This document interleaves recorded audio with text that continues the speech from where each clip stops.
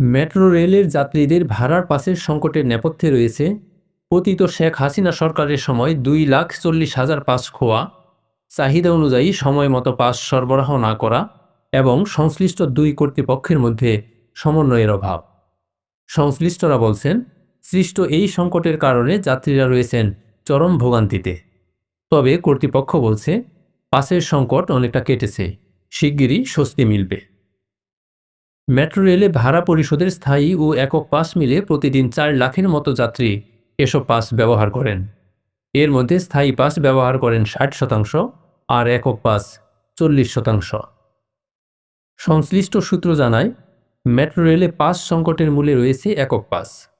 Metro rail চালুর সময় 2022 সালে 3,20,000 একক পাস কেনে ডিএমটিসিএল। বিগত সরকারের সময় পাস সংগ্রহে দীর্ঘ লাইন দেখা গেলেও পাস খোয়া যাওয়ার কথা প্রকাশ করা হয়নি। এমনকি পাস খোয়া যাওয়া ঠেকাতে কার্যকর তেমন কোনো দৃশ্যমান পদক্ষেপও দেখা যায়নি।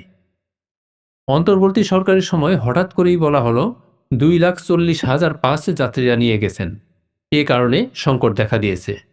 সংকট এতটাই প্রকট আকার ধারণ করে যে 3 লাখ থেকে গত বছরের নভেম্বরে একক পাসের সংখ্যা নেমে আসে 60,000-এ।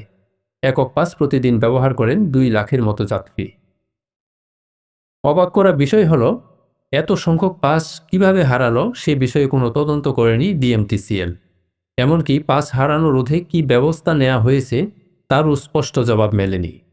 সংশ্লিষ্টরা বলছেন, যাত্রীরা পাস ফেরত না দিয়ে নিয়ে যাওয়ার বিষয়ে কার্যকর ব্যবস্থা নিলে এবং ধীরে ধীরে তা পুনরায় পূরণ করা হলে সংকট এত প্রকট হতো না। একক পাসের সংকটের কারণে হঠাৎ করে স্থায়ী পাসের চাহিদা অস্বাভাবিকভাবে বেড়ে গেছে।